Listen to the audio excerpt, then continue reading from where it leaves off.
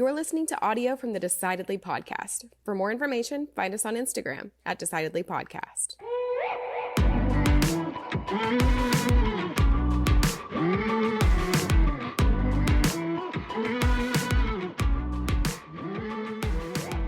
I have been away more than I've been here the last 2 months. I know you have. It's crazy. I just got back yesterday from Florida, and I have been flying. Here's the thing I've noticed. TSA check-in is as inconsistent as it could be. I think every station makes up their own rules. So I used to get frustrated at that too, because you go one place and first of all, they're always mad at you. They are always mad. 100% they are pissed off that you don't know the rules that they just made up. That are different than the airport that you just were at last month. So here you go. All right, this just happened yesterday. I'm checking in and I go through the thing and they've got all the gray bins stacked up at the front end of the table. Yes. Okay. All right. So I grab a bin. Of course, because there's a big stack of them at the front. And the guy barks at me, goes like, you don't need a bin. This is pre-check. You don't need a bin. What? I'm like, I said, you understand my confusion because there's a big stack of bins here. Forgive me. Forgive me. But flying used to be I know this has been beat to death, but flying used to be so much more fun. I was going on a trip several years ago. So we were in Cancun. So I was in with a bunch of guys. And we were being scuba diving and all this. And one of the guys bought a pair of like lizard boots in Cancun, right? For, I don't know, like $200 or $300. And he was real proud of them. He was showing everybody, right? Yeah. So we're going through and I get to the check. This is before TSA. This is in Cancun. And I go up to the guy and I said, all right, you see my friend back here? He goes, yeah, see. All right. He's got a pair of boots in his luggage. What I want you to do is take these boots out and tell him that he can't take them out of the country. so the guy's like, oh, see, yes, all right. Yeah. And so I go and I kind of get a little bit of ways and I'm kind of by the door. And my friend gets up there and sure enough, this guy, he's like playing it right. He unzips the guy's luggage. He's digging through, pulls out his underwear and his shorts and his t-shirts, all the stuff. And he gets to the boots. And he's like, oh, no, senor, no. And he's waving his finger at him. And he's like, no. And my friend's like backing up and putting his hands. He's like, I didn't, what did I do? And the guy's, like, he's really giving him the business. But then the guy breaks and the TSA guy turns to me and goes, oh, you're amigo. And he's pointing to me. He gives me up. So now my friend like knows I set him up. So we're coming back into DFW and I had this ridiculous scuba knife that I would wear on my it was stupid. It was like, so you could feel like a superhero. Oh yeah. It was like a Rambo 18-inch knife that unnecessary as anything. And everybody was making fun of me the whole trip. Like, look at this stupid knife. And so it was in my luggage, my checked luggage, not obviously in my carry-on. Yeah. Right. But they were giving me, a hard time saying, oh, I don't know, they're going to let you fly back into the U.S. with this big knife in your luggage, even though it's in your check. And so we're coming in to land at DFW, and they come over the announcements. No. And they say, all right, we're coming into DFW. We should be landing in just a few moments. So, we'll be at gate, D47, blah, blah, blah, and here's the weather, 75 degrees. And they go, and will passenger Sean Smith please stay on the plane? Security has some questions for you, so please do not deboard the plane. I'm like, oh no. So all my buddies are passing me on the plane as they're leaving. They're like, oh man, what did you do? And just like, was it the knife? Did you bring the knife? Did you, they're asking me about the knife and they're like, oh man, what did you do? So everybody gets off the plane. Everybody. I'm still sitting there, in 14E or whatever, just on this empty plane. Yeah. I'm like, I think I could just leave. They won't. They're not coming for me. They're not coming for me. And if they do, I'll just be gone. I'm just going to get out of here. So running from the cops. So I just I grab my bag and I exit the plane. I get off the plane. When I get into the airport from the jetway, the entire plane is there. The flight attendant, the pilot, they're all sitting there just laughing their ass off at me. They're like, ah. Oh, times were more fun then. No, back in the day, Back when you in the could day. joke about terrorism. Oh, yeah. Oh, you could joke about having a big knife Having a on the big plane. knife. Yeah. One of Oh. the things that you always instilled in our family, and that I think I might be the only one that picked up on, was ruthlessly making fun of each other. Oh, yeah, you have to. And I Makes love you it. tough. I Makes love you it. tough. And you know what? I relish the moments where you're the one that makes fun of me and I'm the victim of a joke, because that's a moment where we get to bond and we're closer for it. Even if it's the last slice of cake that I was saving for myself that got stolen from me, it's funny. And among many things, you taught me that, and my children will be instilled with the same values. And today we talked with Nike and Anani about instilling values in the next generation of our families. You like how I segued there? I like that. I Finally. wasn't sure how you were going to pull this one off, but you did it. You know, a professional. Nike Anani is an author, a speaker, a consultant, and a business strategist. She is a top 100 global family business consultant and entrepreneur. She helps her clients bridge the gap between senior and younger generations so they can communicate, collaborate, and collectively gain clarity to increase profit and productivity in their family businesses. She works privately with select family businesses and who engage her not only because of her extensive professional training, but also because of her practical experience as both a business founder and a next gen. This gives her unique qualities to empathize with both generations and act as a connector. She's passionate about diversity and celebrates the uniqueness in every individual, family, and business. And as such, her business approach is extremely customized for each client. She talked with us about defining our family's legacy, establishing a family culture, codifying what's important to your familiar trajectory, learning from prior generations, fighting against complacency, and overcoming family conflicts. All three of us have our own experiences with family businesses, but this is a wonderful listen, even for families that don't have family businesses. There's something that you can learn from this episode about transferring the values and principles that are important to you to your next generation. And I'm really thankful for the work that Nike is doing to bring that more to the forefront in our popular conversation. I know you're going to learn a lot from this episode, so stick around. My name's Sanger Smith. As always, I'm with my dad, Sean Smith. This is Decidedly.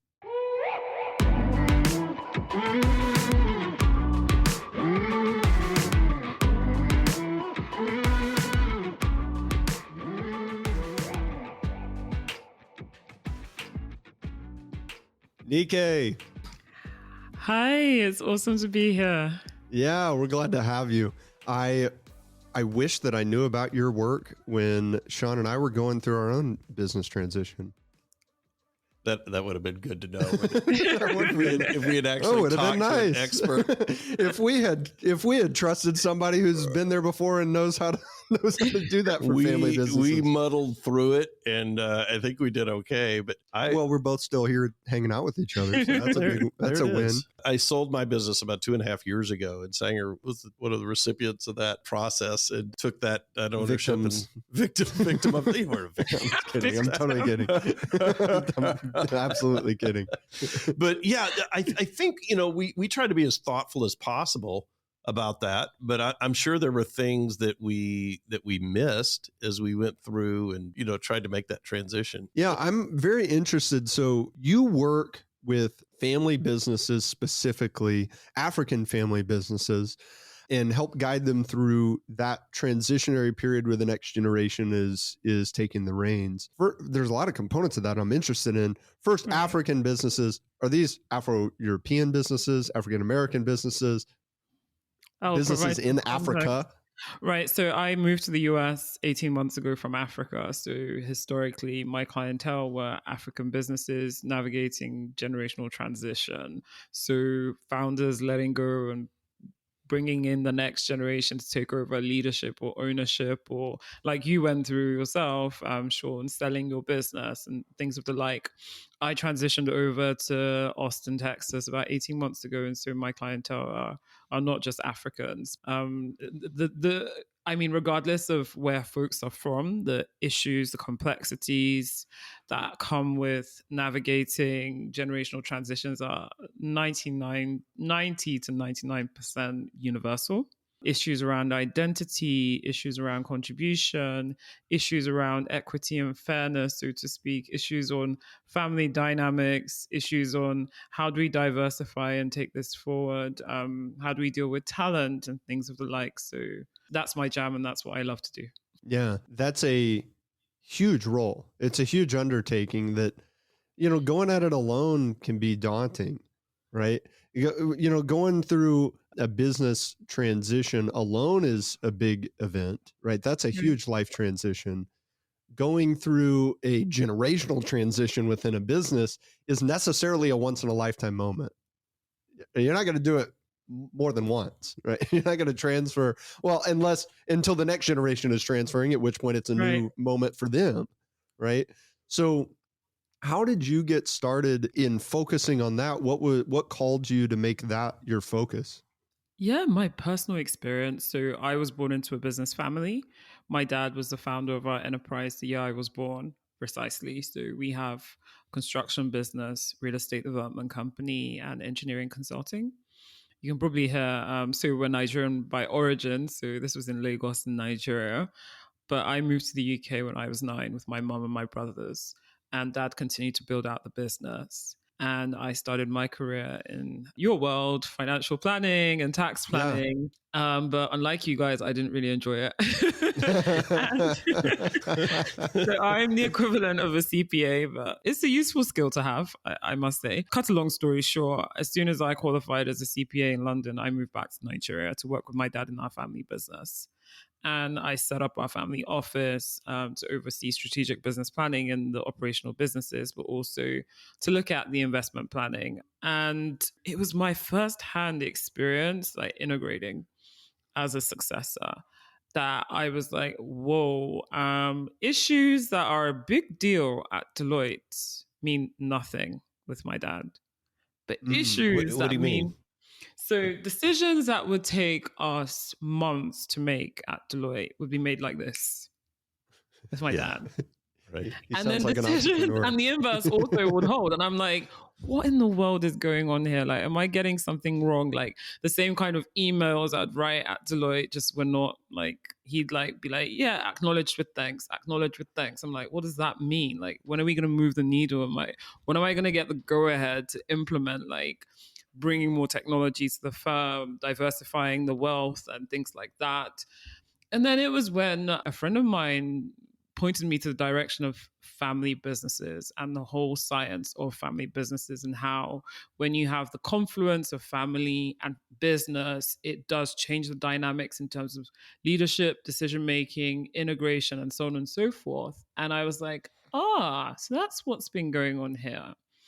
And I also grappled a lot with, as a successor, feeling like I was in the shadow of his success and not feeling like I was my own person and I could make my own unique stamp.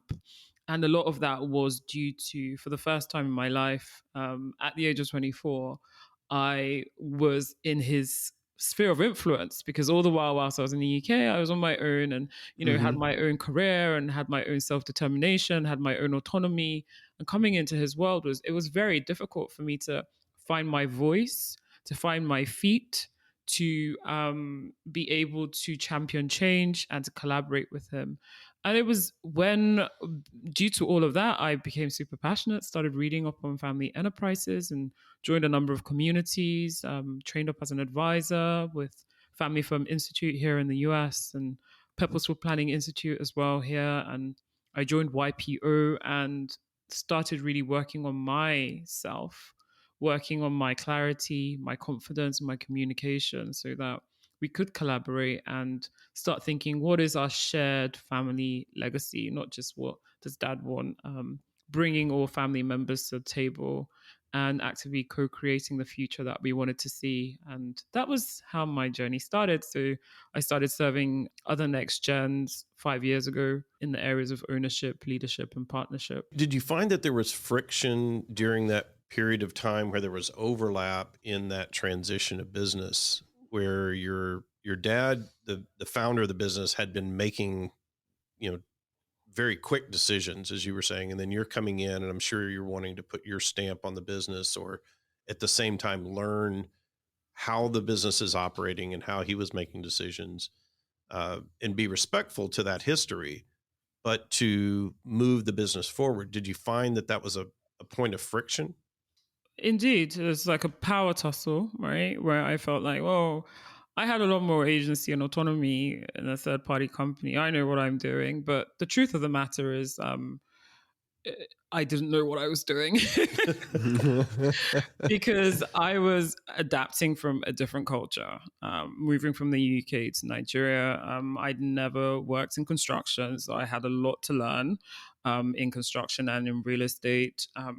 And moving from corporate to family enterprise, completely different stakeholders, a lot more stakeholders in the family enterprise, because I was running the family office. The family office oversaw strategic business planning of the operating businesses, and also I would be having conversations with the family. I'd also be quarterbacking the third-party advisors, like the bankers, the lawyers, and things like that. So there was a lot of development I had to do myself to get to a point where I could confidently lead.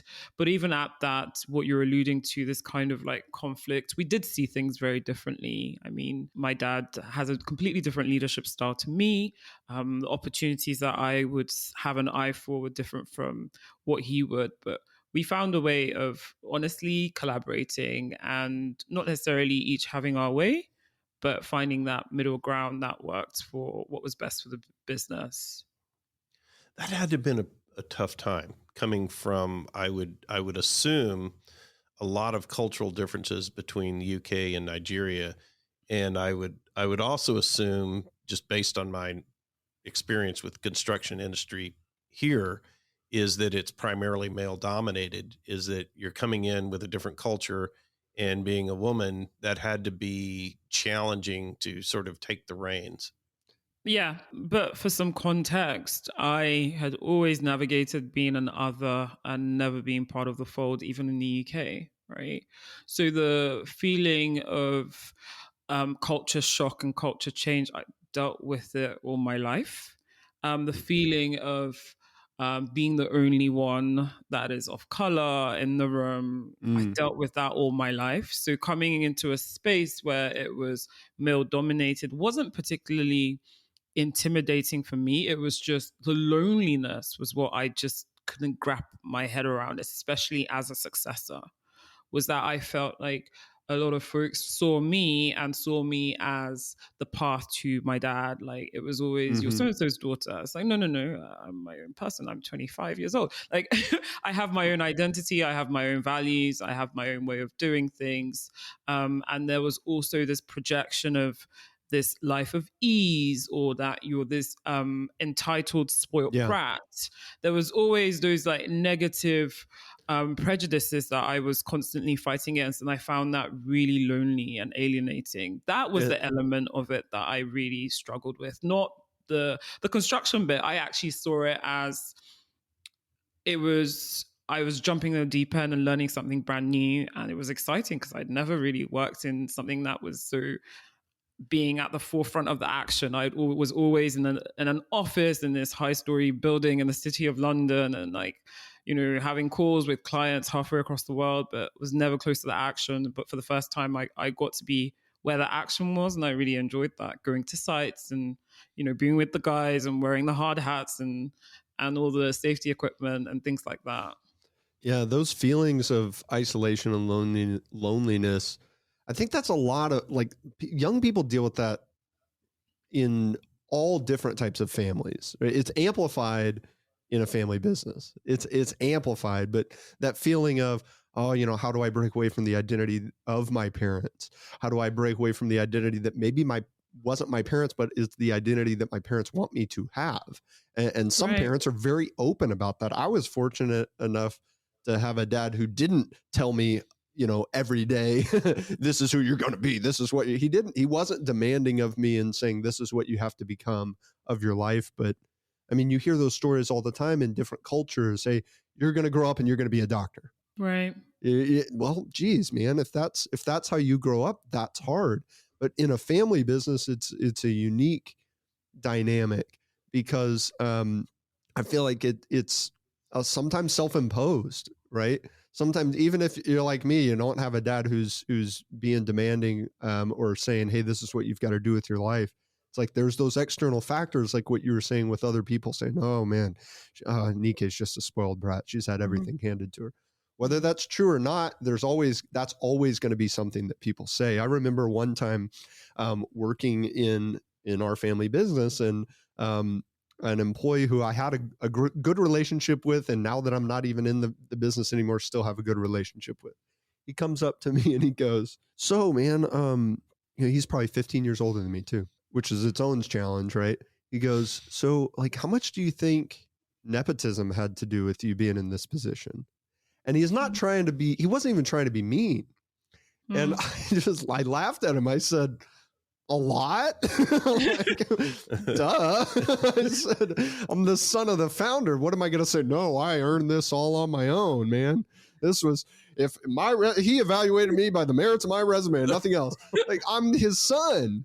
What do you got to be smoking crack to think that had nothing to do with it? Of course. And if you can't admit that to yourself when you're in that position, oh, you're going to fail. Well, I think, you mentioned several times to me that you made decisions purposefully because you knew that, because that was so obvious that you wanted to justify your role, and you worked harder, or you made decisions to make things more difficult for yourself on purpose. It gave me a chip on my shoulder for sure. What do you mean a chip on your shoulder? Like, because I knew that people were going to say, Nike knows what I mean. They're going to say, they're going to say I didn't earn it. They're going to say it's easy. They're going to say that you don't have the experience necessary for the position. They're going to say whatever they're going to say.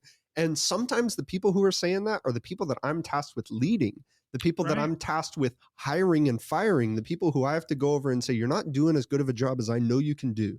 And if those people in the back of their mind are saying, Nike just, spoiled brat, had everything handed to her, then she can't lead. And I knew I was going to be in that position. So I said, I've got to work not only harder than everybody else who wants this position, I've got to work harder than anyone else is ever willing to work, because I know they're going to say it no matter what. Mm-hmm. I know they're going to say it no matter what. The only thing that I'm in control of is my effort. The only thing that I can control is what I do. And so I'm going to be even better than I need to be just to lessen that talk a little bit. And I knew I was going to have to work harder to build credibility with people who, Nike, you left and came back. I worked in my family business, started when I was 14. So some of these employees, they're like, not only are you the spoiled brat son of the owner, I remember when you had the lowest job. I remember when you were cleaning the gutters. I remember when you were, painting the, walls of the office and cleaning toilets and whatever. Like, I remember when you were the low man on the totem pole, which being the low man on the totem pole and then working your way up, that's a challenge too, if you don't have the family business dynamic.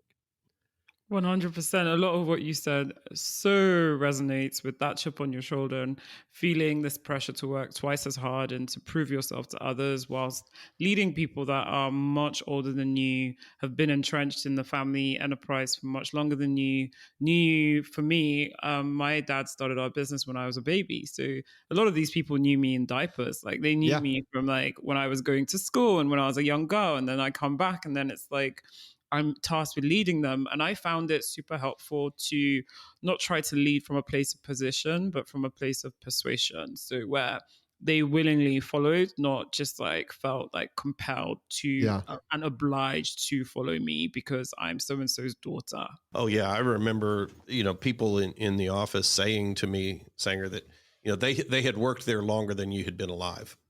Yes. And, that probably made it difficult to gain credibility when you had positions that you wanted to make, so forth. For sure, that made it hard. And you know what? Some of it is like, I think that I was working that hard not only to prove them wrong, I also have to prove it to myself, because the reality is I am self-aware enough to know that I would not be in this position if I wasn't fortunate enough to be born into the right family. And like, whether you're born into a family business, a lot of, like, we have all been born into some level of privilege, right? Some people more than others. Some people have privileges that I don't have.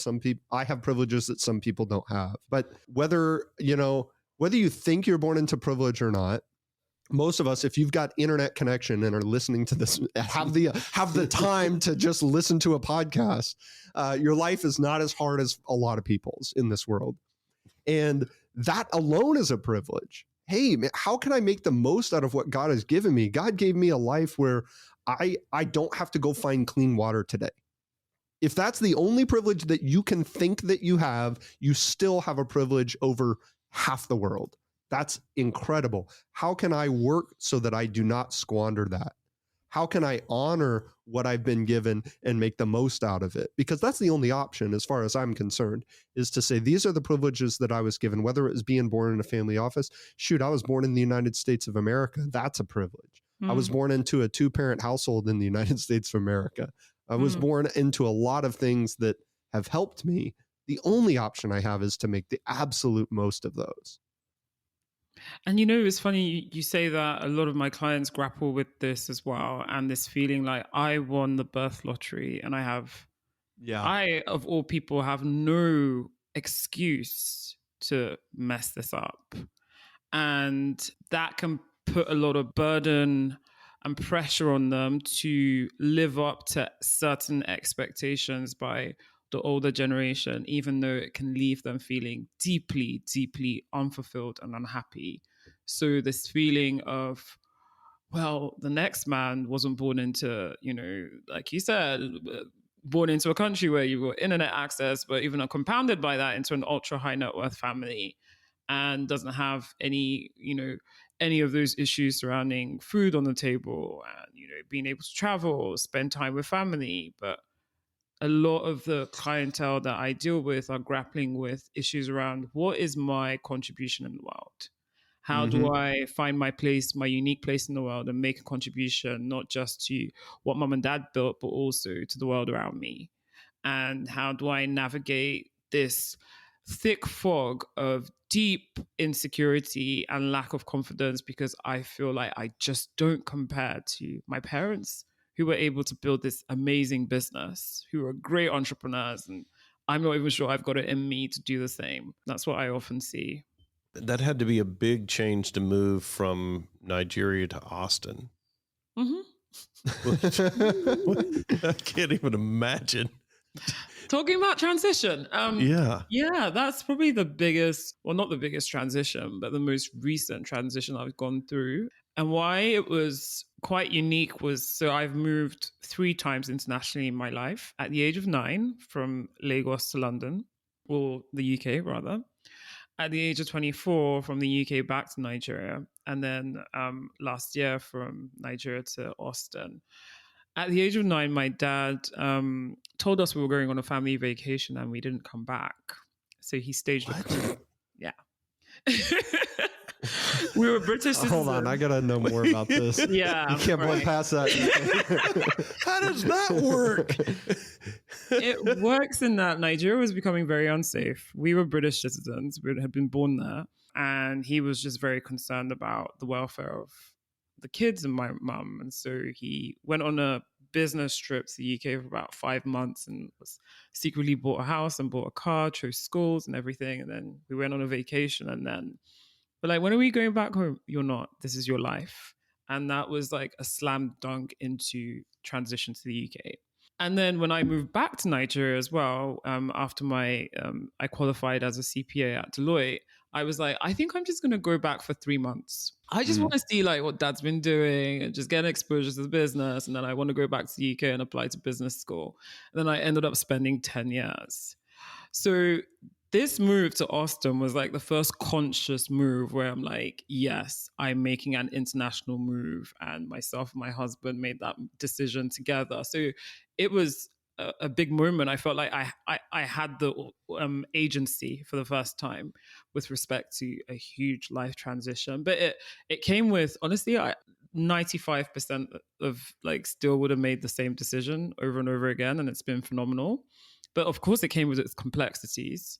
Myself and my husband, we've got 2 young boys, age now 7 and 5. They thrived. They adapted like no business. They started new schools and they're great, right? My husband got a job at AWS and has been doing well there as well. But then I had to pivot my business from one that was focused on Africa to one that is now focused on the US. And yeah, that was probably the hardest part of the move, was also leaving the family enterprise, no longer the leader of the family office, leaving a tribe, leaving a community. I'm very much a collaborator, and I found it quite isolating working on my own. But nonetheless, it's been a phenomenal journey, and I would do it over and over and over again. Why did you end up in Austin? Yeah, Austin, because we found it to be, when we were deciding to move to the States, we're like, we want to go somewhere where we've never been before. So my husband had spent about 15 years in the US before we met. And wanted somewhere where we could start a new life together that was great to bring up kids, good education, a friendly place, not too big a city, but great opportunities, and somewhere that was no airs, no frills, just come as you are, and was quite an accessible place. And so we heard great things about Austin during the pandemic from a number of friends that were based in New York and San Francisco and had seen a lot of their friends leave and move to Austin. And so we're like, let's go check it out. And so we flew out for 10 days in March last year, and we loved it. We're like, we can thrive here. And we moved in July, and we've been thriving here. Well, it's a great place to live. Just make sure you don't root for the University of Texas while you're down there. If any, as long as you don't wear burnt orange, we can stay friends. We will stay friends then. I'm not a fan. All right, perfect. So tell me a little bit about the work that you're doing now. You are working with the transitions from founders to next gen. And I'm not so interested in the particulars of the business transition, but how somebody goes through the framework of making those decisions, because there are big decisions to make. When do you start preparing? How do you get out? Right. How do you do that transition? How do you make sure that person is prepared? There's so many. But what are you finding are the difficult decisions in those transitions? Oh my gosh, where do we start? Quite often, folks are not necessarily intentional about transition planning, and usually it's when it's forced upon them. So sickness or death, unfortunately, is when we're usually pulled into the room, and then to help plan to sort out like the mess. But that being said, when people tend to be a lot more forward thinking, intentional, future focused, and wanting to plan, there's a lot of question around, my next generation don't care about this business. How in the world are we going to pass it on and leave a legacy? Because I want to leave a legacy. And so there's question around, how do you define legacy, right?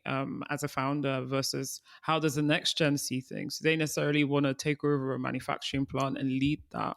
Or is there an opportunity to have, like you had, a partial sale or a full sale, and think more broadly around a legacy of the family, perhaps through philanthropy, impact investing, empowering the next generation to become entrepreneurs in their own right? These are the conversations I often have to facilitate amongst family, is really co-creating what's the legacy we want to be leaving and what's the legacy we want to be living. Other difficult conversations in this space is around equity and equality. So often founders will want each child to have equal shares and whatever they're leaving behind, but that might not necessarily be fair, because, say, for instance, the one that's been working in the business and contributed even more, are they deserving of the same shareholding as the ones that never did? How do you navigate conversations around that?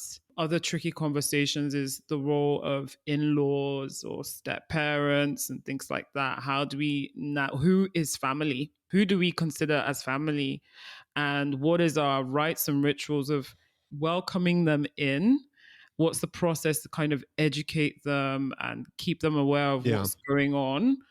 Are they going to be decision makers in whatever capacity? Are they going to be able to work in the business or not, or the foundation or the family office or what have you? And honestly, I've seen all sorts. I've seen cases where families will have just like a forum where in-laws can meet with the family to learn and be educated on what's going on.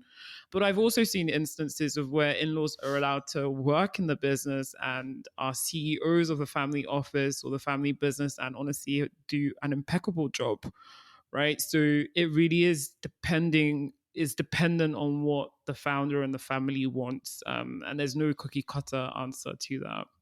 Yeah, there never can be, right? I think a lot of times we end up with cookie cutter results because people focus in these big life transitions, whether it's a generational transfer of a business or any other life transition. We focus on the how first. Right. Okay, so how are we going to do this? Well, what do you mean by this? What are we even doing? What are we doing, right? And if we don't understand what we're doing, then there's no chance that we even understand why we're doing it in the first place. You know, kind of an ode to Simon Sinek's Golden Circle. We've got to start with, why are we even talking about this business transition? Why are we even talking about mom and dad's will right now? Right? Forgetting what am I going to get out of it? You know, how are we going to make sure this is equitable? Well, why are we even talking about it in the first place? Because maybe, like you were saying, the answer to that why question means that equitability doesn't matter. Right. Or can't possibly be an outcome because the why is something that is unrelated to that. And so many times we focus on life transitions without understanding why they're important to us, or why, what we are seeking to truly achieve. What is really the thing that matters most? What are the values and the principles that we're going to operate by through this time? And so we focus on how. All right, so we need to get a succession plan. Let's go. Right. What? What are we talking about? Hey, I'm going to invite, the kids and the grandkids over, and we're going to talk about mom and dad's will. For what purpose? Right. Because that's going to guide a lot of decisions. As an advisor, I see it all the time. People come in and talk to me, wanting to talk about how we're going to get the returns better. Well, maybe they have an advisor, they're not happy, they want to hire me. All right, so how are we going to get better returns? Why do you want better returns? And a lot of times they look at me like I have three heads. Like, well, it's obvious. I ask the question 5, 6, 7, 8 times in a row, and finally I get to a real answer. Oh, well, it's because I want my children to be able to have an impact. Right. And if I don't grow my wealth, then they're going to be focused on survival and not impact. Oh, geez. Okay. Well, what kind of impact? What does that impact look like? What is their idea of impact? And now we're having a totally different conversation that doesn't look anything at all like, should we hire this investment manager or that one? That all of a sudden, that does not matter. Right. So I think what you do is fascinating because it helps people unlock that purpose. The purpose of the generational transfer isn't just to do it. It's not just to keep it going, keep this business going for the sake of keeping it going. Because you could sell it to a non-family member. Right. You could shut down shop. Why is inter-family transfer? Why is that the decision that you've already made? What do people say when you talk to them about that question? Usually they'll say to leave a legacy. Yeah. And then the next question is, well, what does legacy mean to you? Because legacy means different things to different people, right? Quite often for a founder, it's to see the continued operations of the business and for it to be within the control of the family. But if you ask the next generation, you may hear something completely different. It is, I want to take on board mom and dad's entrepreneurial skill sets, knowledge, intelligence, and use that as part of like my arsenal of resources to leave a positive impact on the world. So they're seeing it as, how can I use the platform of the family, history, wisdom, intelligence to find my place in the world, to use this as like a board on which I jump off and soar into my right place in the world. Very different, right? So what does legacy mean to each of us? And then what is our clear, articulated, shared legacy that we want to be not just leaving, but we want to be living? And it's back to what you were saying around values, like getting very clear, like who are we as individuals, and what does it mean to be in the Smith family? Like what do we stand for? What's our overarching vision as a family, not just as a business? Because quite often business families will focus so much on the business. We want to expand. We want to do this. We want to grow. We want to new office, new city, new product. No. How about we want to build connection? We want to have harmony within the family. We want to build trust amongst each other. We want to learn together. Those are equally as important as the business outcomes, right?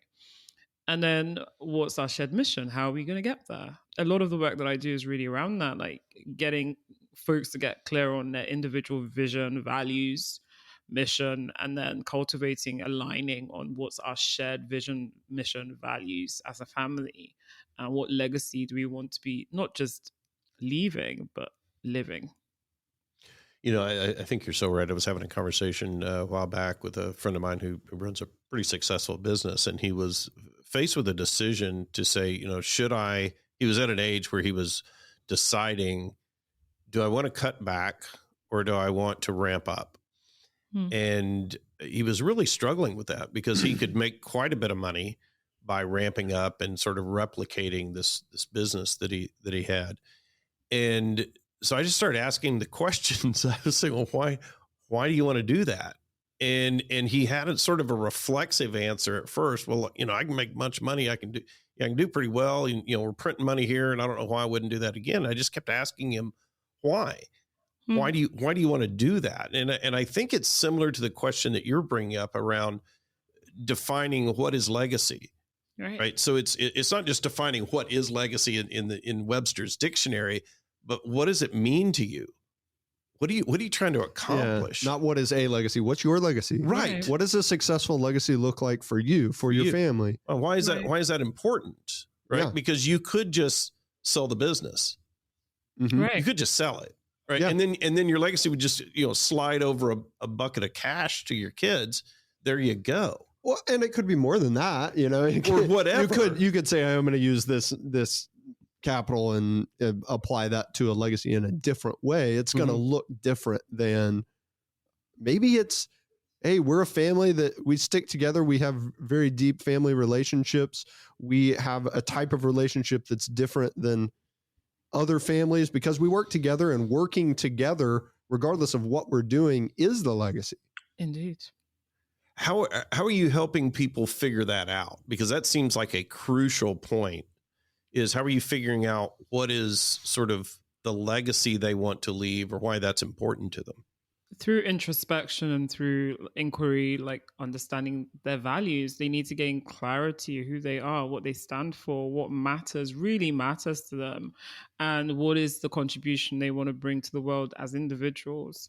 And then kind of right-sizing that and bringing that conversation together as a family, like finding the touch points and the alignment points. Because what may be my desired legacy may create a burden on a family member. So if a founder says, my legacy is I want my children to work in the family business and to lead it and take it to the next generation, and the children have zero interest or don't feel competent or, to do so, right? If we were to take that legacy as the objective legacy, it's not inclusive. It's not a collective legacy that of collective future success for all the family members to contribute. So there are instances where, your legacy may create so-called issues for other family members. How can we find a way in which, we can include the family members, but also energize them and inspire them along that journey as well? So something that resonates with their values as well, their interests and their strengths. That sounds a lot like the dad who wants his son to be a doctor. Exactly. Say, I want you to be a doctor. Oh, geez, I don't want to be a doctor. I hate med school, and everybody has known somebody that, or been a victim of that parenting, right? Oh, geez, I guess I got to do this, right? And I think even very encouraging parents unintentionally are going to kind of guide their children towards what's familiar to them. Like, hey, this is what I did. This is how I was successful. These are the values that got me to where I was in life. And they're going to have a bias towards that. Well, I think you're going to have a bias as a parent and as a founder who's transitioning, that you want to make sure your kids are doing something that's going to give them the most options in the future, to give them the most security. You're not super interested in what, if this makes you happy, you always hear that, go pursue that if it makes you happy. I don't know any parents who advise that. I do. Really? I do. Yes. I want my kids just to go do this crazy thing. Yes. And they're not, that sounds foreign to you because it's not what you did. Exactly. Because you didn't do that. But I do know people who go talk to your sister. Okay. That is how she parents her kids. She doesn't care what they do. Wait, what do you mean go talk to your sister? Talk to my aunt, your sister. Oh, me? Go talk to my sister. Okay. Your actual my real life sister. Okay, all right. So she would encourage her children to do anything as long as they were passionate about it. And that's what she did. She said, I'm going to move to Colorado and be a teacher. Right. She didn't care if she was going to make $1 million. She didn't care.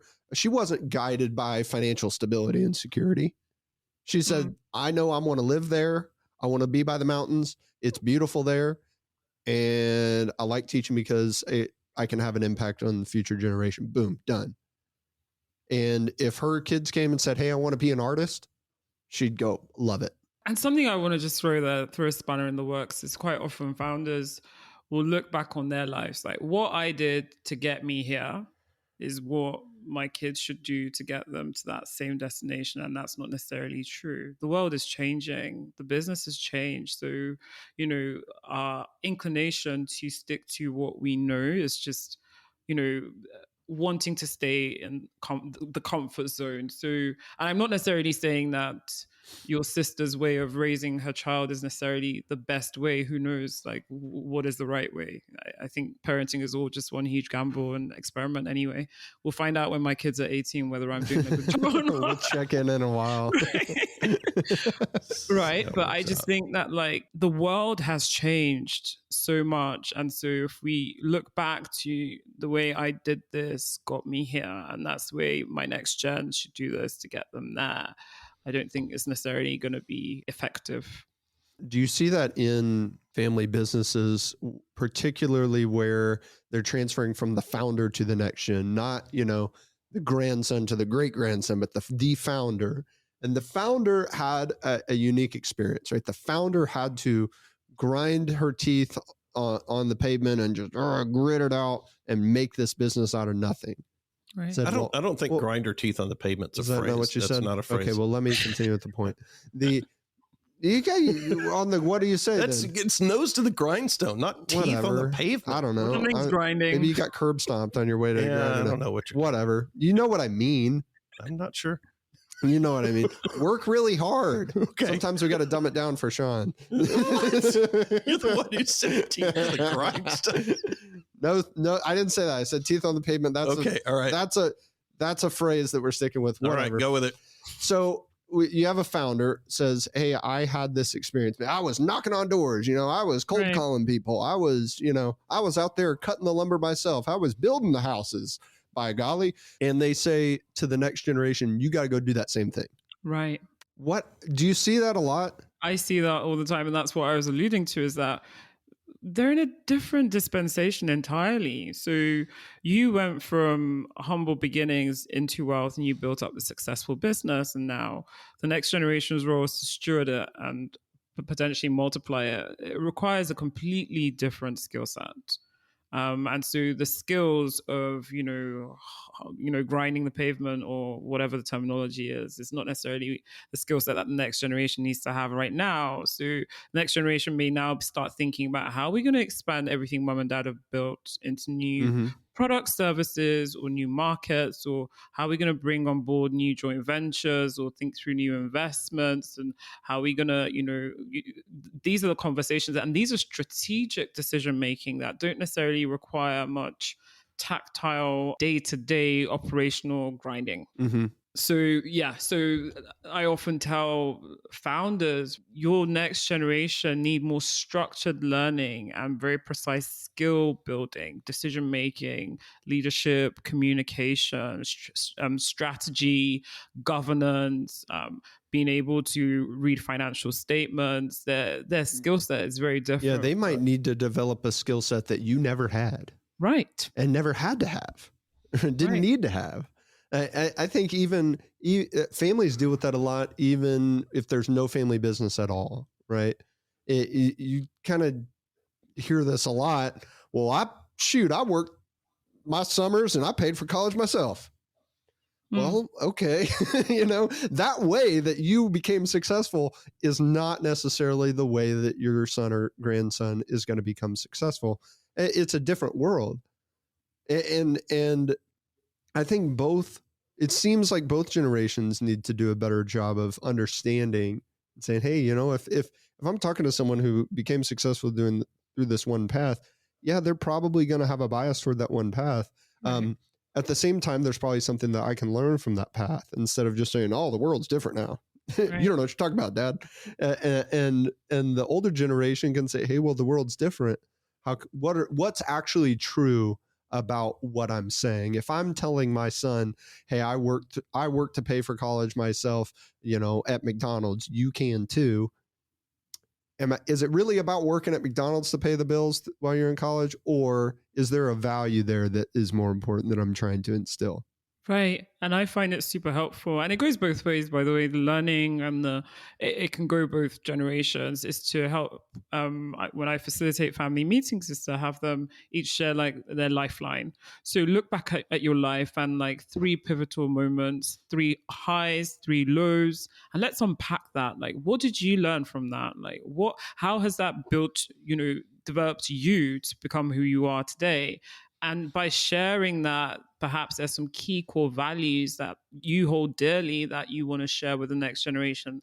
And it's then up to them to use what they wish to with those key lessons learned, and vice versa. Both the next generation can also share what they've learned, and so on and so forth. So we develop this kind of bank of intellectual property and tangible knowledge within the family. Like, how did we get through like the trials, the big that's early such a days? Good idea.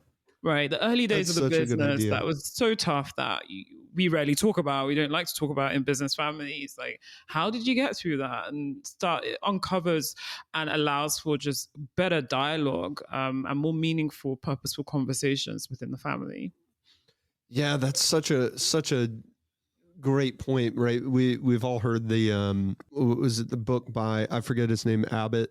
Shirt sleeves to shirt sleeves, right? Wealthy family will, build up wealth, and then by the 3rd generation, it's all gone because the son saw his father build everything, and he saw what went into it, but he wasn't there in the very, very beginning stages. And then grandson only saw dad; he didn't see granddad, and so he really didn't see what made this successful. And so eventually, all that hard work and the work ethic, it's kind of lost because there's this sense of complacency. But when you codify that like institutional knowledge, right? We would all do that in a business. So we need to know what made us successful. You do that within the family. That's so smart. It's almost so obvious. I'm like, how are you helping them? How do you help families codify what's really important that they want the next generation to know?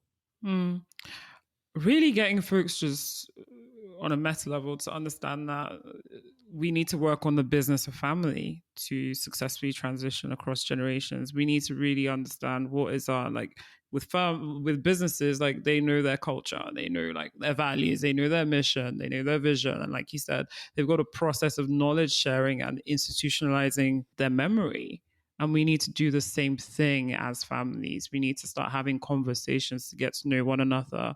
We need to evaluate the resources we have within the family. And that goes beyond just financial resources, knowledge, capital, for instance, social capital, human capital. We measure that and we know where there's areas for improvement. Is it that we need to learn more of the structural stuff, like how to understand trust and all this stuff? Or is it that we need to help the next generation navigate their unique place in life? Or is it that we need to work on some learning together or some having fun together? So we get very intentional in tracking and measuring that, and then action steps to addressing that. Yeah, I would think the people taking over a business or the next gen, once all of that becomes clear, they're going to have to wrestle with, is this what I want to accept? Is this what I want? Is this a legacy I want to live? If you're sharing with me, these are my values, these are, this is our purpose, this is what this business is about, this is what this family is about. I think that next generation has to say, do I want to take that torch and run with it? Right? That's why it has to be a collective conversation where everyone has buy-in to, these are our shared values. This is our shared vision.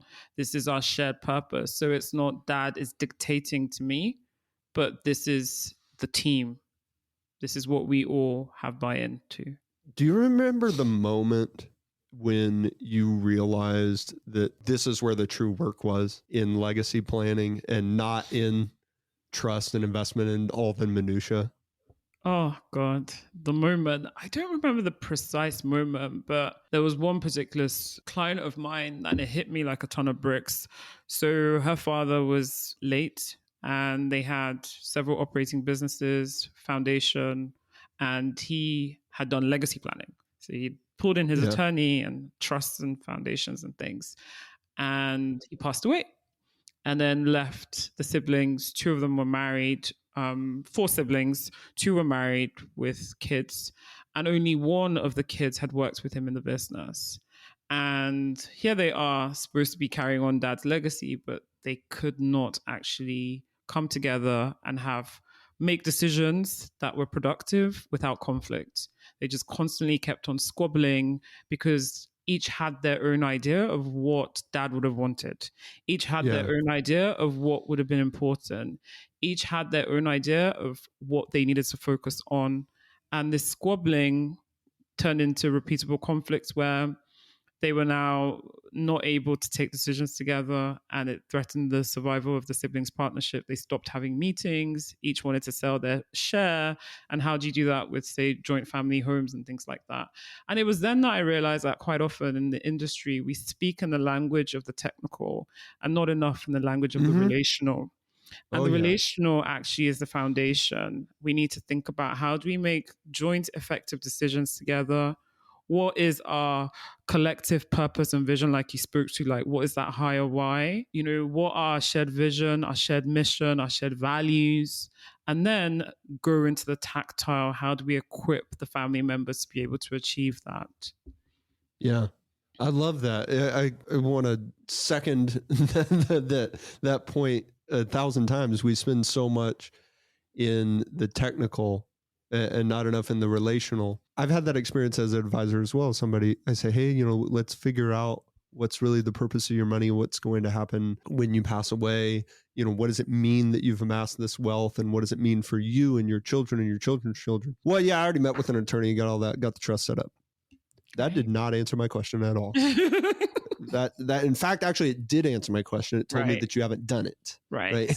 Because if the answer is, I got the trust set up, well, you told me the how. You've not told me the why. Why did you even get the trust set up? Well, so we don't have to go to probate.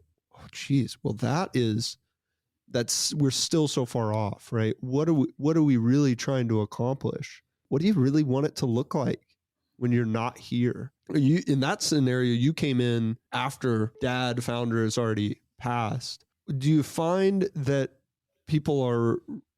the younger generation is more receptive to this type of thought process than the older generation, or is it equal, or is it reversed? I guess, does it matter? It becomes a lot more complicated when the founder's not in the room, because then the next generation have their spouses, each have their own strong opinions. When the founder's in the room, he or she is able to kind of like moderate and be like, no, we're not going down that route. That's not, and everyone just kind of typically will conform.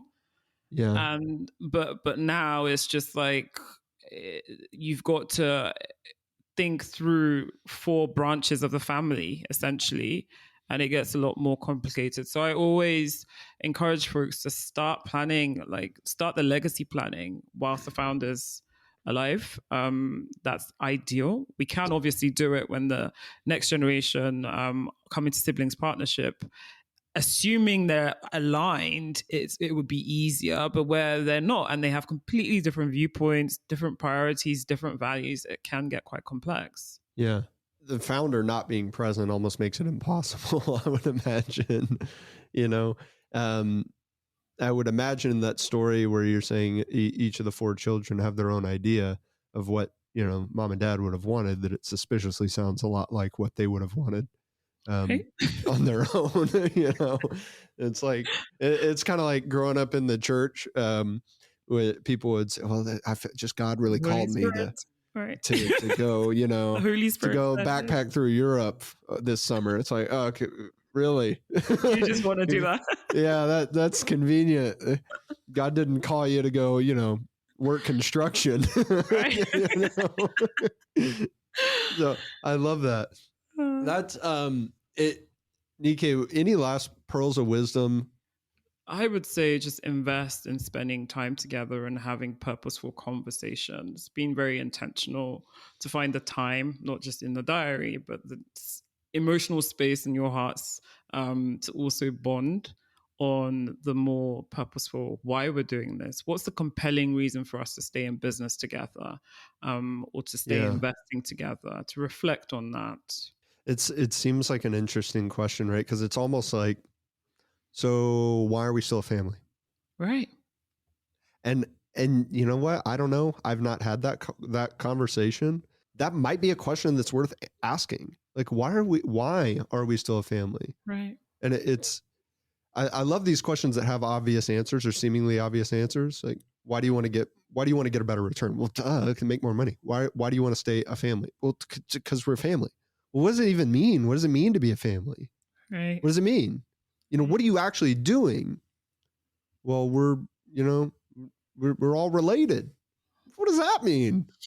You have the same ancestor somewhere up the family tree. What does it mean to stay a family? Right. It means I'm going to continue to have a relationship with the people who I have a shared ancestor, but why? Why? And I'm not asking the question to say that you shouldn't do that. I think you should. I think that most people probably can't articulate what they're doing, right? Oh, well, I'm carrying on the legacy of great granddad. Well, what is the legacy of great granddad? What is the legacy of that common ancestor that we had? So if my cousin and I, we're going to stay together, we're going to struggle through bad times and good times and make sure that we never lose sight of the relationship that we have as family. What does it mean to be a family? Right. In the context of this relationship that I have with this one person, I think you are uniquely suited to be of value in that space. And people who find your work are very lucky. Like I said, Sean and I, we survived it. wish that we had sat down and had a conversation with you before we got to this point. But is it ever too late for people to? No. I mean, I often ask, what's at stake, right? If you don't plan, there's a lot at stake. So it's never too late. Yeah. Yeah. That's a great point. Well, thanks so much for being here. This was, this was awesome. I love talking about legacy and redefining. I think we're really at a unique place, like culturally, where we've been given the freedom to kind of think beyond the how. Right. I mean, you have to have some degree of success to think beyond the how. Because in some ways, the how is survival, right? If we're focusing, to call back to what we were talking about earlier, if we're focused on how are we going to get clean water today, I'm not spending a whole lot of time sitting around the campfire discussing why clean water is so important. Mm-hmm. We're trying to not die, man. Come on. If we're focused on the how, when we've already achieved survival, exactly. then we're missing we're squandering the privilege that we have. The privilege that we have is that we don't have to focus on how to pay the bills this month. We don't have to focus on whether or not we're going to end up on a welfare program because we ran out of money. We're not focused on that. We're not worried about that. That's not a realistic possibility for me or my family or my children's children, etc. Okay, so then now we can stop with the how and go back to the why. For some people, why I show up to work is because I got to pay the bills. And if you're at a place where paying the bills is not why you're showing up to work anymore, then you got to ask yourself why you're showing up. Right. I love what you said. Squandering the privilege that we have. It's beautiful. Tell everyone where they can find your work. Right. You can find me on my website, www.nikeanani.com. There I've got I've got a podcast myself, The Connected Generation, where we talk about all things legacy wealth and legacy businesses. Links to my book, Lifetime to Legacy. There's a short video on there, and there's some sample chapters, and link to where you can find it on Amazon, and also links to my social media and email address if you would like to get in touch. Awesome. And we'll put all this in the show notes and make sure people can connect with you very easily. Thank you. Nike, thanks for being with us. We appreciate it. Thank you so much. That was really good. My takeaway from our discussion with Nike was all about challenging the premise. You know, she talked about defining a legacy and then circling back and understanding the why and understanding what is the legacy? How do you define legacy? Who should carry on the legacy? And if I capsulize all of that, it's really around challenging the premise. If I bring that forward to simpler decisions, let's say that you're deciding I want to buy this car or that car. How about challenge the premise and say, do you need a car at all? If I'm deciding, do I go to this college or that college? Let's challenge the premise and say, do you need to go to college? So she really brought it back to understanding the why, understanding the definition, making sure there's a meeting of the minds. And I think that's really important when you're making decisions, is to, in a respectful way, just challenge the premise of the decision you're even making. I want to second all of that. That was great. I really took away the why is important. Why we do the things that we do. It's not everything has an obvious answer, and we kind of move through life as if the purpose of what we're doing is obvious and doesn't even need to be stated. So when we're moving through big decisions, it's even more important to understand the purpose of what we're doing. And we hear that a lot in these takeaways and in our episodes. We come to that conclusion a lot. The why is important. The values are important. I would say that what I really concluded after talking with Nike is that the bigger the decision, the more important it is to understand the why and the purpose, and to really spend some time with that, because it's rarely as obvious as I might think it is. It's rarely the first answer that I can come up with. The more precise I can be, the more thoughtful I can be, the better chance that I have of achieving fulfilling results.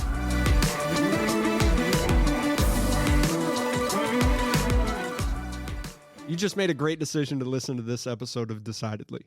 Make another great decision and leave us a 5-star review wherever you listen to podcasts. We appreciate your support. It helps others find our community and defeat bad decision-making in their own lives. For more daily decision-making insights, check us out at decidedlypodcast.com and on Facebook and Instagram at Decidedly Podcast. Thanks again for listening. I'm Sanger Smith, and this is Decidedly.